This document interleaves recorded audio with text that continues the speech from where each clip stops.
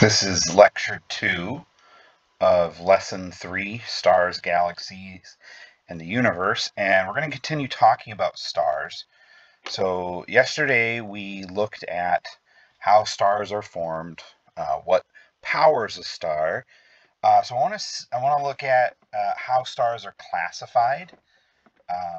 What are the different types of stars, and then we'll look at the life cycle of some of the different types of stars. So let's talk about how they're classified. Stars are usually classified uh, by two different things. First is the spectral type, and then we've got like main sequence stars. That's a type of star during a certain period of its life. And we mentioned when it is uh, powered by nuclear fusion, that is hydrogen combining to become helium. So when that happens, it's a main sequence star. There's giant stars when stars get near the end of their life. When stars explode, they can become a white dwarf. Supergiant stars are when high mass stars near the end of their lives. But let's talk about the classification. So there's different spectral types. They go 0, B, A, F, G, K, and M, and this has to do with the way that the light from the star is divided up into a spectrum by a prism.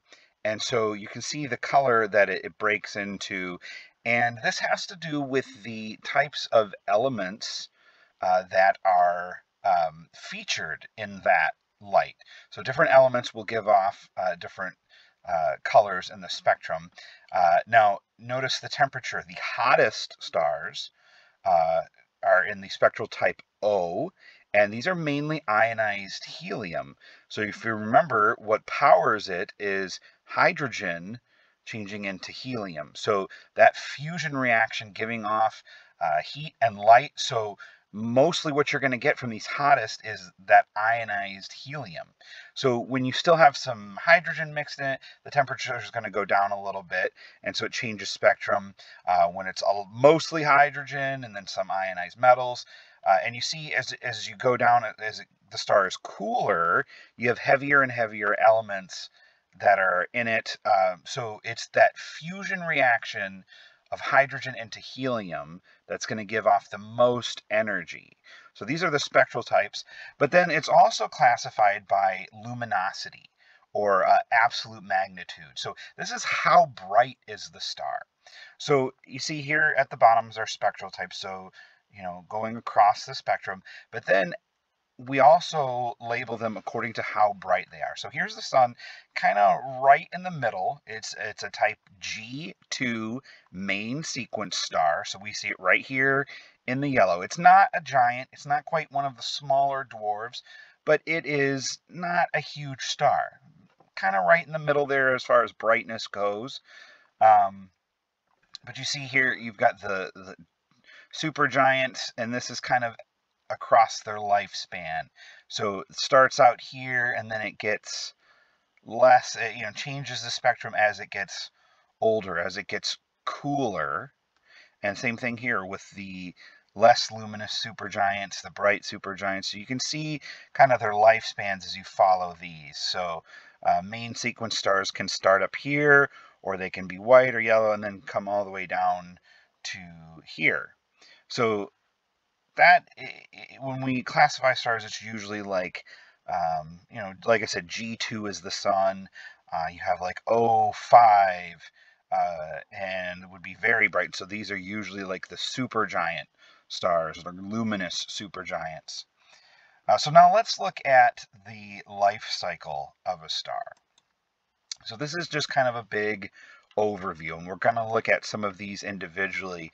But we know that it starts out as a molecular cloud or a nebula in that interstellar space where the interstellar medium kind of has gathered together there. And then remember, as something triggers it, it forms protostars. And so we know how it forms and how it gets to the main sequence stage. But let's look at what some of the different main sequence stars are. So let's first talk about a brown dwarf. So when a star can't get up enough mass to start up fusion, it kind of just dies off. And it's a little bit brighter than what like Jupiter is, so it's still giving off some light, but it's not quite a full-on star. This is kind of starts out and just doesn't quite make it. So that's kind of the end of its life cycle there. We got a good beginning, and then just mass isn't quite what it needs to be. Then we have our low mass stars or medium mass stars like our sun. So starts off as the protostar, gets into the main sequence phase, and it's just firing with the nuclear fusion and burning good, and it's going to go this way for a few billion years. They estimate our sun is going to last another 5 billion years before it becomes a red giant. And so what happens is as the star starts to burn up its hydrogen supply, it's going to start to swell, and it's going to start to form these heavier elements on the outside. And eventually, if it collapses, it becomes a nova. So that or nova or supernova, it explodes as it just pushes off these heavier elements, and the center of it collapses under its own gravity. And then what happens often is that after that explosion, we get a white dwarf. Just a very small star, just kind of burning off what's left of it. And eventually what will happen to this white dwarf is it will eventually cool down and come to a point where it's called heat death. And you get, theoretically, this is what scientists believe, that it'll eventually become what's called a black dwarf. So it's just a mass of metals there left over from that star after it's collapsed under its gravity and given off all of its hydrogen, and this is just kind of what's left over after it cools all the way down. And so you see that's this sequence here, and then if you notice, it's also gonna the red giant can just collapse under itself and become a nebula without necessarily going to a nova or supernova, and just kind of become a white dwarf on its own. But then eventually it all kind of leads to the same way, and that's this suffering heat death black dwarf star. So now let's look at what happens to a more massive star. So here we have a blue supergiant, or an O-type star. So when a star has extremely large mass, it's burning mostly hydrogen right into helium and giving off this nice blue glow, and this will last a while as it burns off. But sometimes these larger stars can burn quickly. So if it's really got fusion going in the center there, it can burn through, and then it becomes a red supergiant. So imagine you've already got this very large, massive star, and then it just kind of starts to burn out. So it swells and gets huge, becomes this massive red supergiant, and then as it begins to collapse under its own gravity, we go to supernova. So an even bigger explosion and pushing off these heavier elements that it's formed, and just releasing all of its energy and radiation, and you see here the remnants of a supernova and this nebula. And what happens after it continues to collapse, it forms a black hole.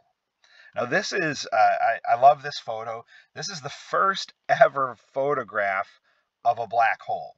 And a black hole is a place where the gravity is so strong that not even light can escape. So according to this definition, we shouldn't even be able to take a photograph of it because there's no light to photograph. You need light for a photograph.